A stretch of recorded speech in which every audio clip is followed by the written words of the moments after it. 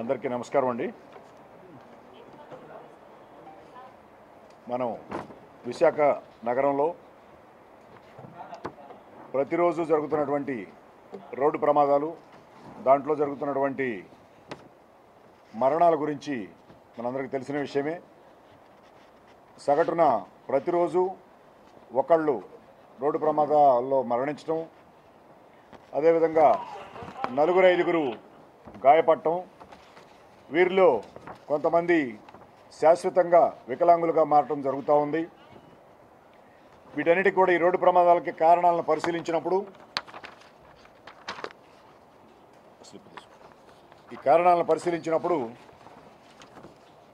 ముఖ్యంగా ఎక్కువగా ద్విచక్ర వాహనదారులు చనిపోతూ ఉన్నారు రోడ్డు ప్రమాదాల్లో. అందున యువకులు ఎక్కువ మంది మరణిస్తున్నారు. మరి ఈ విధంగా యువకులు మరణించడం, సామాజిక కోణంలో చూస్తే తల్లిదండ్రులకి గర్భశోకం మిగిల్చి వారు తల్లిదండ్రుల కంటే ముందే చనిపోవడం తల్లిదండ్రులకి చాలా బాధాకరమైన విషయం.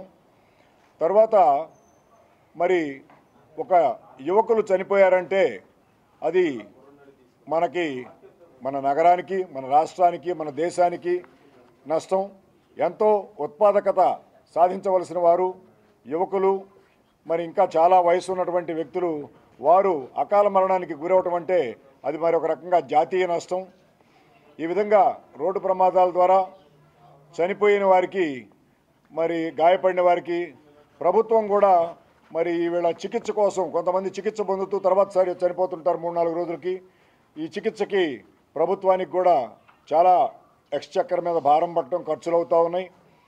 మరి అందుకని చెప్పేసి ముఖ్యంగా మనం ఈ యొక్క గణాంకాలను పరిశీలించినట్లయితే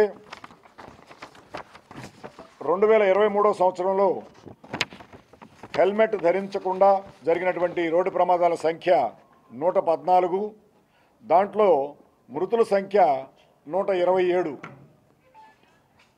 ఈ సంవత్సరం ఇప్పటివరకు హెల్మెట్ ధరించకుండా వెళుతున్న సందర్భంలో జరిగినటువంటి రోడ్డు ప్రమాదాలు 70, మృతుల సంఖ్య 74.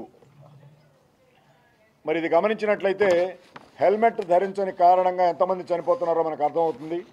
కాబట్టి హెల్మెట్ విధిగా ధరించాలని చెప్పి ఈ సంవత్సరం మనకి గౌరవ ఆంధ్రప్రదేశ్ హైకోర్టు న్యాయస్థానం వారు కూడా దీని మీద కొన్ని డైరెక్షన్స్ ఇచ్చి ఉన్నారు.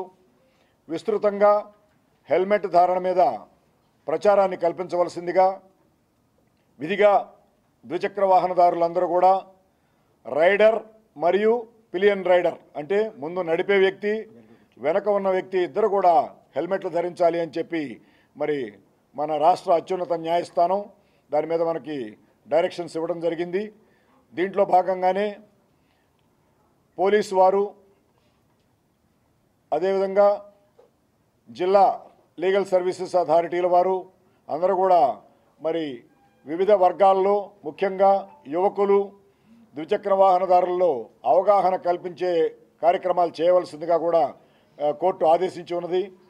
దానిలో భాగంగా మరి వాక్ చేయటం, ఈ యొక్క అవేర్నెస్ ప్రోగ్రాం కింద, ఆ అవగాహన కార్యక్రమాల కింద వివిధ కళాశాలలు, యువకులు, కంపెనీలు, ఉద్యోగులు అన్ని వర్గాలలో విస్తృతంగా అవేర్నెస్ ప్రోగ్రాంలు చేయడం జరుగుతుంది. ముఖ్యంగా విశాఖ నగర ద్విచక్ర వాహనదారులందరికీ తెలియజేసేది ఏంటంటే హెల్మెట్ ధరించకుండా ద్విచక్ర వాహనాన్ని నడపడం ప్రాణాంతకం. ద్విచక్ర వాహనదారులందరూ కూడా విధిగా హెల్మెట్ ధరించాలి. రైడర్ మరియు పిలియన్ రైడర్ కూడా ధరించాలి. BIS మార్క్ ఉన్నటువంటి అంటే bureau of Indian standards certified helmet మాత్రమే ధరించాలి. ఎందుకు చెప్తున్నానంటే కొన్ని సందర్భాల్లో కొన్ని ప్రమాదాల్లో నాసి రకం హెల్మెట్లు ధరించి ఆ యొక్క హిట్కి వాడు పడిపోయినటువంటి సందర్భంలో రోడ్డుకి కొట్టుకొని ఆ హెల్మెట్ వాళ్ళని కాపాడలేక మరణించిన వారి సంఖ్య కూడా కొంత ఉంది దీంట్లో. కాబట్టి దయచేసి అందరూ కూడా BIS సర్టిఫైడ్ హెల్మెట్ మాత్రమే ధరించాలి. ఈ హెల్మెట్ ధరించకుండా ఎవరైతే వాహనాలను నడుపుతున్నారో ఇప్పుడు మేము ప్రతిరోజు చెక్ చేయటము, హెల్మెట్ లేని వారి మీద చలానాలు విధించడం జరుగుతుంది. మనకి సవరించినటువంటి కొత్త చలానా రూల్స్ ప్రకారం 1035 రూపాయలు హెల్మెట్ చలానా విధించడం అవుతుంది. ఇది ఇంకా విస్తృతంగా దీన్ని చేపట్టి వెనక కూర్చున్న వ్యక్తి కూడా హెల్మెట్ ధరించకపోయినట్లయితే వారికి కూడా జరిమానా విధించడం జరుగుతుంది. కాబట్టి అందరినీ కోరేది ఏంటంటే పోలీస్ శాఖ నుంచి మీరందరూ కూడా విధిగా హెల్మెట్ ధరించాలి. హెల్మెట్ ధారణ అనేది పోలీస్ శాఖకు, ప్రభుత్వానికి ఆదాయ వనరు కాదు. ఈ చలానాల సిస్టమ్ అనేది ఒక పరివర్తన తీసుకురావాలి. ఆ పరివర్తన ద్వారా మీరు శిరస్త్రాణాలు ధరించి మీ ప్రాణాలు మీరు కాపాడుకోవాలి. మరణాల సంఖ్య గణనీయంగా తగ్గించాలి. 0 మరణాలకి రావాలి విశాఖ నగరం అనేది మా కమిషనర్ గారి ఆదేశాలు. ఈ విధంగా మనం విస్తృత ప్రచారం కల్పించడం ద్వారా దాన్ని రానున్న కాలంలో మనం హెల్మెట్ లేకుండా విశాఖ నగరంలో ఎవ్వరూ, ఏ ద్విచక్ర వాహనదారుడు, ఏ పిలియన్ రైడరు హెల్మెట్ ధరించకుండా కనపడకూడదు అనేది మా లక్ష్యం.